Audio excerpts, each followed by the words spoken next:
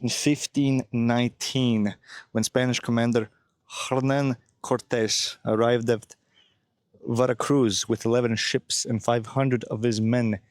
The legend goes that he ordered the men to burn their boats. The idea being behind this strategy that their men could not retreat. Thus, the only way to return home was to succeed.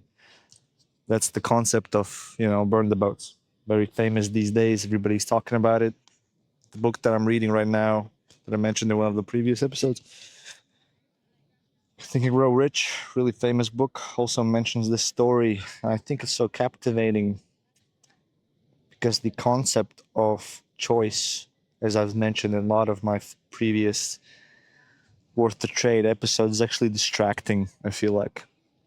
The concept of choice is something that's really, really hard for a single human mind to wrap their head around, even especially in these days where it's so easy to get distracted by so many different opportunities. Oftentimes just spending the whole time in a single opportunity yields way more results. But I can tell you some stories about my path, and how, by the way, I'm by no means a fucking millionaire, but I've have a really good life right now. I'm here in Italy. We're in Pietrasanta right now in Italy, and it's such a fucking crazy view. I'm sitting in the ocean, taking a swim, taking a dip, and I'm looking around and I see these mountain ranges. So beautiful, so crazy. These, desolate mountains, Dolomites. I think that's the word that I was looking for. And it's just something that I have never seen in my life before. I think these days you see all these clips and all these reels and stuff, and I feel like it's a common thing, but it's not, is it? I grown up in Latvia, a small Eastern European country. There's cool hills, I guess. That's pretty much it. We have a sea though, that's nice. But yeah, just the landscape here is so different. But what's also different is that I had to like burn some boats to get here, I had to sell all my shit to get here. I had to have a singular mindset of, hey, I want to travel while I work online, because it's not as easy as you first think when you have a goal like this. It's not as easy as just making an X amount of money and then you can travel. No, it takes some real sacrifice of other necessities and it takes some real sacrifice of certain privileges that we often take for granted in our everyday lives in order to live a lifestyle like this. But yeah, when it comes to the burn the boats thing, I can tell from experience that it helps in some ways. It might not be as drastic as it looks on social media often, not as drastic as it makes it seem, the stories, because often in stories, in clips, and even in my case, when I'm just talking to you right now about, hey, now I'm fucking traveling, it's a fruit of 5 years of labor, you know what I mean? It's like a culmination after 5 years of working that has led me to an opportunity where I can work online while I travel. And that's even still a risky business, right? After 3, 4, 5, 6 months, I might just, fail. I'm gonna be stuck in a completely foreign country across the whole world without any means to get home. And it's a risk I'm willing to take. And looking back at my path so far, right now I'm running a kind of a digital agency. I'm making websites essentially. And there was a big, tricky road to get to a position where I can make websites and earn money online, I guess. At the very beginning, I was starting my journey with trying to do e-commerce. And the logic there was pretty simple. I just didn't do anything, right? When you don't have any skills to sell, you kind of opt to sell products. And if you don't have any products to sell, you opt to do like e-commerce bullshit, like, SOP, service on demand. No, what's the name? Print on demand. Yeah, POD. So I did like a lot of POD stores. I did a bunch of dropshipping stores, everything that could work without having any upfront capital needed. But still, everything took, like, there was always this blocker of having money, having skills, having resources to make it happen. And the biggest leaps happened in my life when I took these big. I had an article a few months back where it's like, I see progress as periods of big leaps that gets your blood going, that are exciting, that has like these big payoffs, and then long stretches of discipline, just working your ass off. And yeah, looking back, this is how it played out for the most part. After like 2020, I think, I left my university and started just working part time, get money. There was a period of me just figuring things out, trying different ideas, business ideas, um, and just like feeling stuff around. Then I remember I had the big lock in, which was when I stopped drinking 4 5 years ago, stopped like doing bullshit, started just going crazy. I remember some of my buddies said that it's like I'm on drugs or something because they were working so much. It was ridiculous. It basically either I'm working on my part-time job or I'm working on a business. Looking back, bro, if I could have kept doing the thing I did, which is like just posting random reels, I would have probably been way, way further ahead than I am right now when doing this thing. But whatever, I digress. Because at that time we were kind of doing a bunch of reels and hoping to sell some products. I don't remember which, but it was like some discipline digital products or something.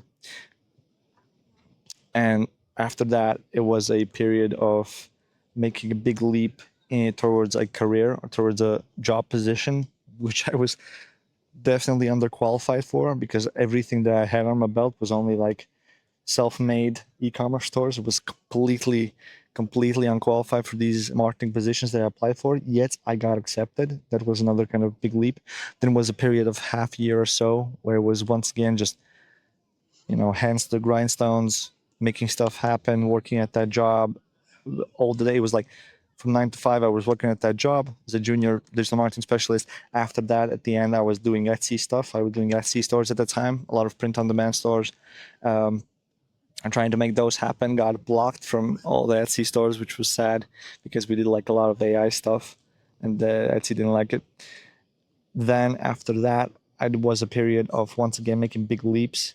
I was on my own, got let go of my job because I wasn't paying attention to doing stuff. I was making Etsy stores. I digress, but then I had a period of exciting stuff where hey, I had to figure out stuff. I had to now my back was against the wall. I had to make something happen, my business, and then I was starting to pursue like service businesses, which is essentially what I'm doing now. At that time, I was doing automation, pursuing automation work. Then, after that big leap, there's certain things that I realized about what I need to do, which is learn sales skills, learn that. Then once again, I took a part-time job while I was still trying to do my agency thing, automation agency. And during that part-time job period, another period of hands to the grindstone, right? Another year, a good year of me full-time, either on my part-time sales job, which was really challenging. Part-time sales is a really dope job, but it's also really emotionally demanding. And then all my free time was spent making this service business happen, right? Outreaching to clients, making demos, making case studies, making portfolio pieces of different automations that I could sell to clients.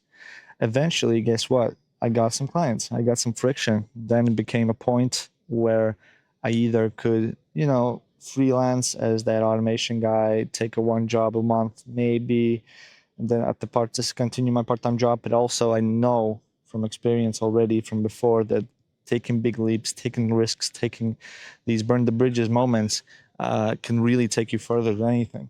So what I did, I left my part-time job, right? It was a kind of a steady paycheck, but it didn't get me the aggressive results from my agency that I wanted because I know that the agency was my main thing.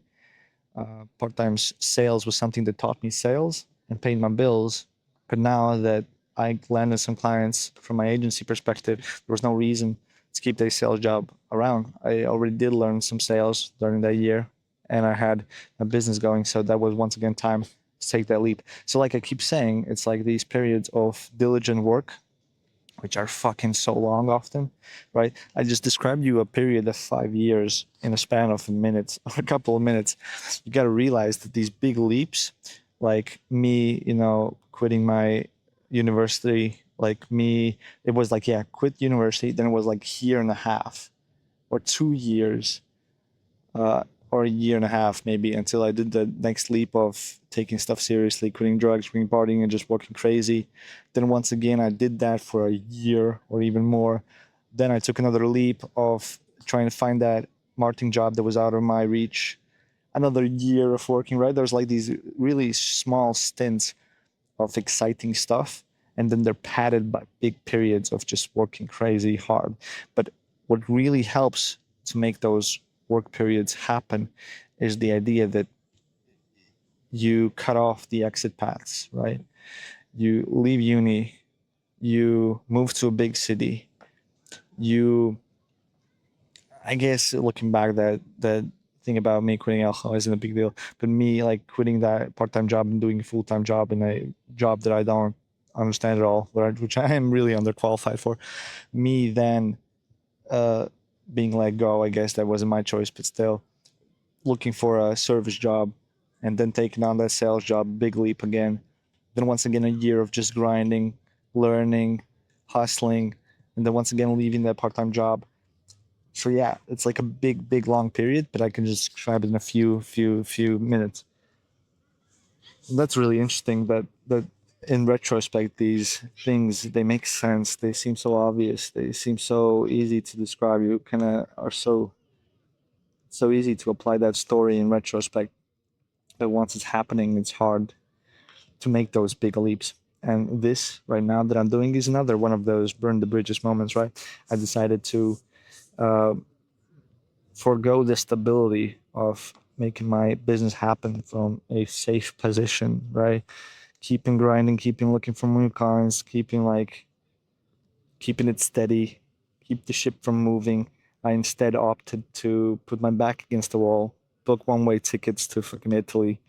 After that, we're going to Georgia. And after that, I plan to go to Asia. And it's like there's no way out, right? You have to make it happen.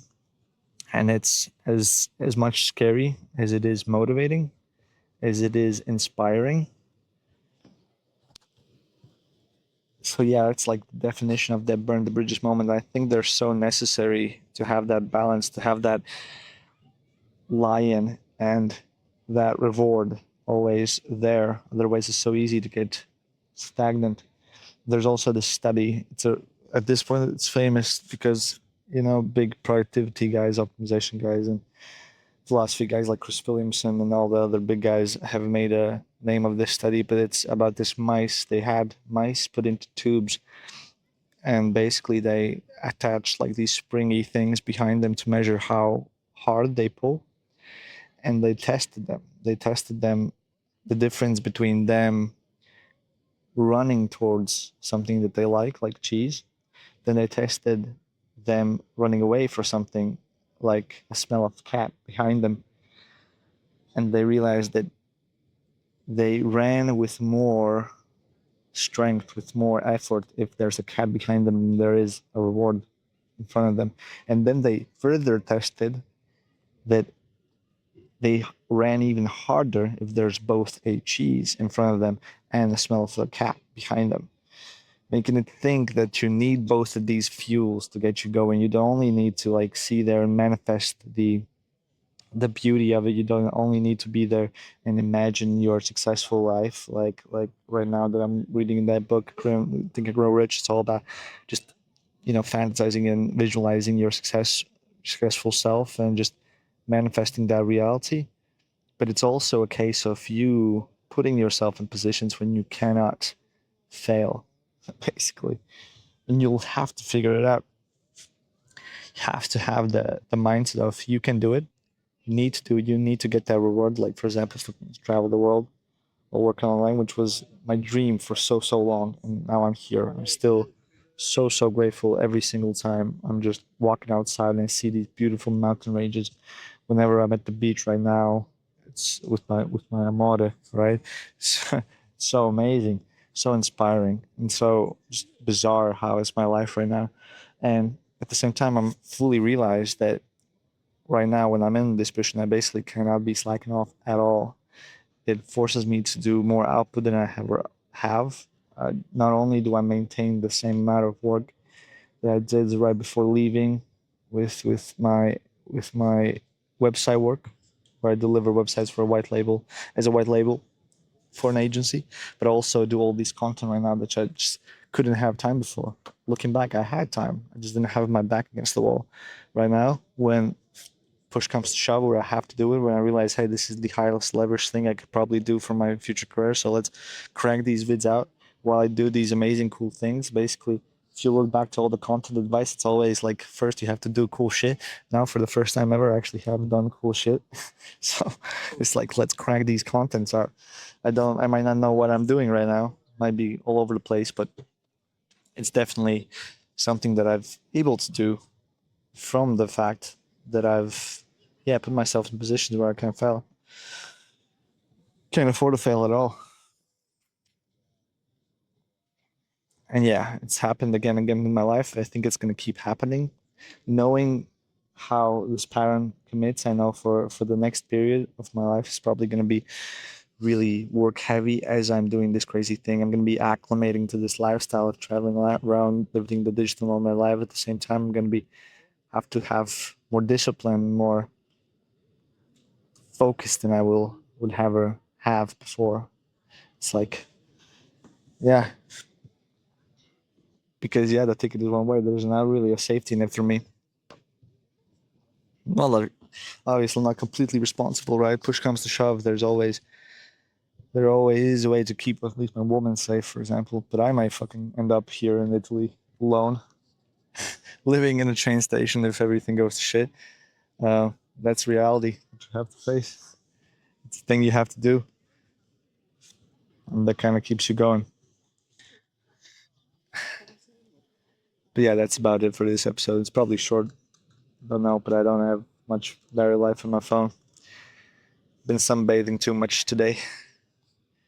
Do some work in the morning. But yeah, there's gonna be a day when I can express my thoughts and ideas in a more compelling and convincing manner.